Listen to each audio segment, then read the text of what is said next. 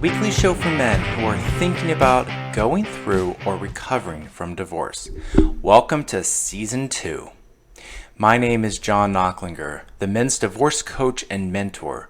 I'm a recovering divorce attorney and the founder of Divorce Shield. I'm also the founder of the Men's Divorce Network, a forum for men all over the country and the world to come together to talk about their divorce experiences for free. You can find out more at mensdivorcenetwork.com. So this is the first episode of Season 2, and I thought this would be a great time to not have a guest, but to actually talk to all of you about some of the things that I've been seeing since the end of Season 1. I've been talking to a lot of men, and I have been getting some common threads that I think are things that people are concerned about. And so I want to talk about the one that I'm hearing over and over again so that we can all sort of be on the same page about a critical issue in a law of divorce, and that is custody. A lot of men get really nervous about custody and about whether or not they're going to have custody of their children, or if they're not going to have custody of their children, what kind of time they're going to have. I hear men tell me all the time, I think my children are going to get taken away from me. And so I want to go through some of the myths that are out there and give you a little bit of truth about what actually is going on in divorce. Now, obviously, you guys that are listening from all over the place, all over the country, all over the world. And the custody laws are different everywhere. So obviously you need to be aware that what I'm telling you, there is some nuance to it depending on where you live. But we're going to talk about some broad issues. So these things should not really change depending on where you live. But just keep in mind that there are certain things that I'll talk about today that may be different where you live. So let's start 40,000 foot view, right? When you're getting divorced and you have minor children, we have to have a parenting plan. We have to know where the kids are going to be and when. Whose house are they going to sleep at? Who's going to get them to school in the morning? Whose house is going to be the base to determine where the kids go to school? We need to know what kind of holiday schedule there's going to be, what kind of vacation schedule there's going to be. We need to know about birthdays, weddings, special events. There's a lot of things that go on aside from just who has custody of the kids. And what I like to tell people is don't get caught up on who has custody. That is not what's important. What's important is coming up with a schedule that's good for the kids. Now, a lot of you, when you start going through a divorce, it's natural to start thinking about me versus my spouse. And thinking about if I don't get X, Y, and Z result, I've failed, or I've lost, or I failed my kids. None of that is really true. It's perception. I talk about this a lot on the podcast. Perception is the source of most of the evil in divorce.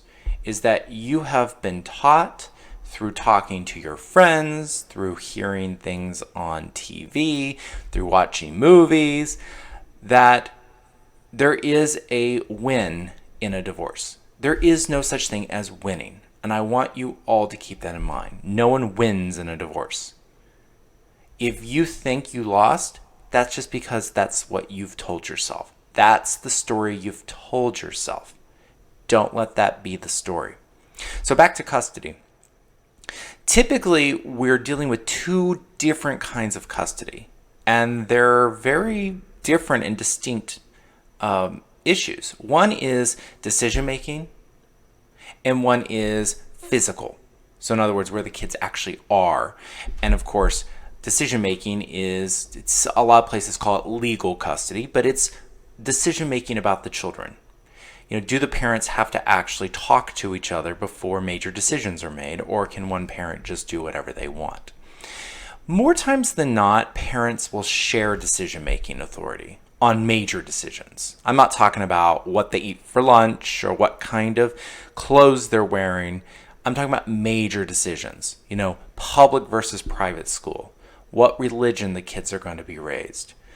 If one of your kids needs an elective surgery, does it happen? Major decisions in your children's lives. Most parents are going to have joint decision-making ability.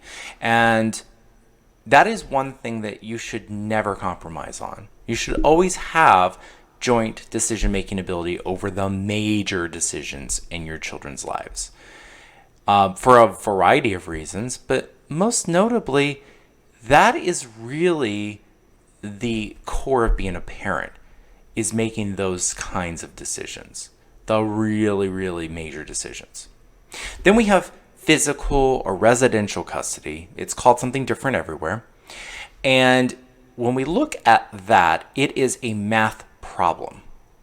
And what I mean by that is typically it's just whoever the kids are with more than half the time typically has physical custody or has some variation of that.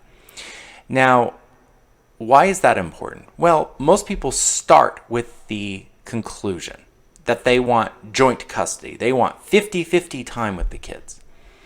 And naturally, I think most parents should have as close to equal time as possible. But that's not always the case. Because don't forget, what we're looking at is what's best for the kids. Not what's best for you, not what's best for your spouse, but what's best for the children.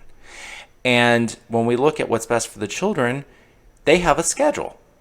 I mean, the younger they are, the more flexibility there is. The older they are, the less flexibility there typically is.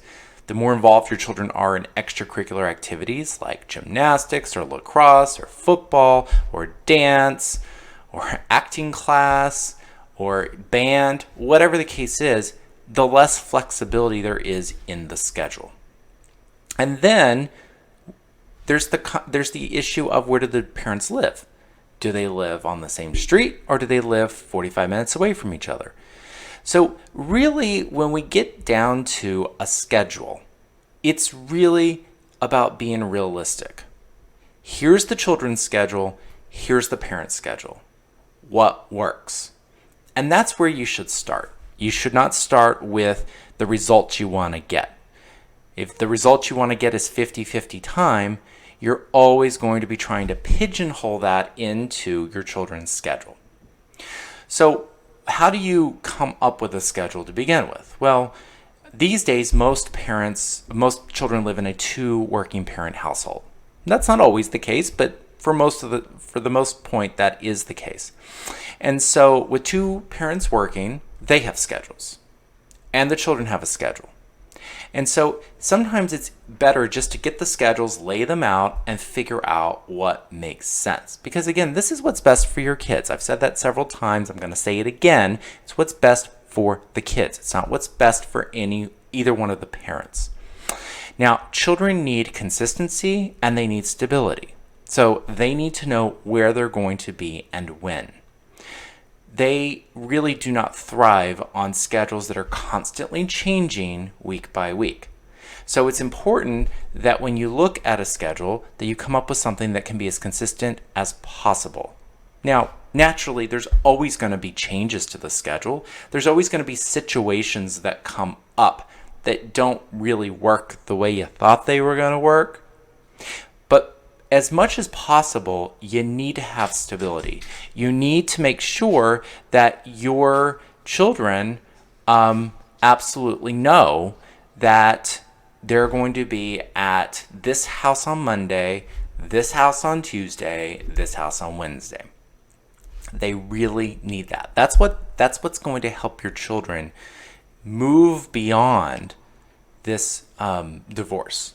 Move beyond being in a house with both their parents under the same roof to being in 2 different houses, is stability, consistency. Because children are very resilient. A lot of people I talk to think that their kids are going to be ruined by divorce, that they're going to be, damaged forever. And what damages them is the parents having an inability to act like adults and do what's best for the kids. If you do what's best for the kids and you present a united front in front of your children, they're going to be okay. I promise. I've seen it time and time again. Your children will be okay. So getting back to the fear that men have, that they're going to somehow get screwed in a custody case. A lot of it is of men's own doing, but most of it's perception. And what do I mean by men's own doing? Okay, so you are moving out of your house. Let's say your ex-wife is staying in the house and the children are going to continue in school, because that's something that happens often. You want to make sure the children continue in school. Maybe your kids started high school. You don't want to move them to a new high school, whatever the case is. Well, what is the one thing you have control over? Where you move. Now, I know it's really, tempting to just move wherever you've always wanted to move. But if you decide that you're going to move, 45 minutes away, don't come crying when that's not consistent with a parenting schedule that allows you a lot of time with the kids. You have a choice. And what I preach to all of the guys that I coach, and what I preach on the Men's Divorce Network, is you have to control what you can control. And one thing you can control is where you live as it relates to where the other parent lives. And sometimes you've got to compromise and do what's best for the kids by living as close as possible. Now, does close mean the same street? Of course not. I mean, there are divorced parents who live on the same street or in the same apartment complex. I'm not saying that. Even for me, I don't know that I could do that. But certainly 10, 15 minutes away, maybe the same town, maybe the town next door, those are things that you need to think about. And they're things that you have complete control over. So don't come crying to an attorney when you really can't have more than maybe a dinner every week because you live too far away. Your kids don't want to have to get up at 5:30 or 6 in the morning just for you to drive them to school. So, control what you can control. And so one thing that is definitely within everyone's control is where you live. Now, obviously, if your ex decides to move somewhere, you're left with the possibility of maybe having to move somewhere you don't want to move. I get it. But that's all part of the negotiation of a divorce. And yes, it does take two to tango, as I say all the time. And your ex needs to also recognize that, your children are front and center. And that's what's most important. But getting back to this concept of men getting screwed, children need both their parents. And because they need both their parents, children should be with their parents as much as possible. The one thing I want you all to take away is that you don't have to have exactly equal time to be a good parent. Your children aren't going to punish you if you don't have exactly 50% of the time with them. They're not going to punish you. And if you are fighting for the mathematical, perfect, equal parenting time, which, by the way, guys, every year except for a leap year has an odd number of days. I'm just throwing that out there, all right? So someone's always going to have one more day. But that being the case, if you're focused on a math problem, if you're focused on just having exactly the same number of days, you're already not proceeding the right way. This really should be a matter of overlaying schedules. And once you overlay the schedules, the right parenting plan will present itself. It always does. This is why I advocate mediation so much, because in mediation, you can engage in that exact kind of analysis. Because if you have two attorneys, what are you doing? You're saying, I want 50-50 time. My client wants equal custody, shared custody, whatever the terminology is where you live. Joint custody. Okay, but that doesn't help us, because at the end of the day, it's about the children's schedule, and it's about your schedule. It's about how can we put those two schedules together. Now, the other thing that people lose sight of is that you don't have to have the same schedule during the school year as you do during the summer or during school breaks. there is a lot of flexibility here to have different schedules. It's not uncommon for the kids to live primarily in one house during the school weeks and be primarily at the other house during all the school breaks. That's not uncommon. In fact, that's a great way to compromise. But what I feel like gets lost in this entire thing is that people lose sight of, being creative and trying to come up with new and inventive solutions to this issue. Get caught on the math problem. I want equal time with the kids. And then you're just trying so hard to pigeonhole their schedule into this artificial 50-50, formula that you want to do. Now, I'm not saying you shouldn't fight for equal time with your kids. That should be the goal. But just recognize that it's not always realistic. It's not always good for the kids. And you're not less of a man if you've got less than 50% of the time with the kids. Just like your ex isn't going to be less of a mother if they have less than 50% of time with the kids. It really boils down to what's good for them. Because the next part of this is your kids' needs change. I know it's hard to look into the future, but you shouldn't fight too much about today when you all know tomorrow's going to be different. If you've got a 7-year-old, you know when they're 14, their schedule is going to be completely different than today. So why are you taking all of your energy to fight about today when you know it's going to change? It might change every year. Your job might change. Your hours might change. You might have to move somewhere because of work. Your ex-spouse might have to move somewhere because of work. You might get remarried. Your ex-spouse might get remarried. There's any number of things that might happen. And people fight so hard on the schedule they want right now instead of just doing what's best for the children right now and recognizing that it may need to change a couple times before your children go off to college or vocational school or whatever it is that they're going to do after high school.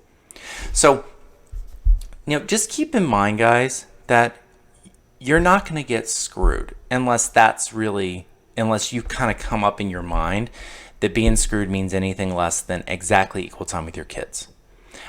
Again, I'm not saying you shouldn't go for that. I'm not saying that shouldn't be the ideal. I'm not saying that you shouldn't fight hard to get as much time as possible with your kids. But you need to be realistic. You need to be fair. You need to keep your kids front and center. Because no one's going to be looking down at you. Now, I'm with everyone listening that doesn't want to be a weekend dad. You shouldn't be a weekend dad. Being a weekend dad is not a result that's good for the kids. It's not. It never is. But if you're a weekend dad, is it because you chose that? Is it because you did something within your control, like you moved too far away? Why? Why is it that you're a weekend dad if that's what ended up happening? Now, of course, there are other issues in custody that I'm not talking about today, which is there are people out there that have legitimate issues, mental health issues, substance abuse issues, things like that can impact whether or not the children should be with you. We're not talking about that today because that's a whole different issue. What we're talking about today is all things being equal with two parents that are equally fit. How should men approach custody?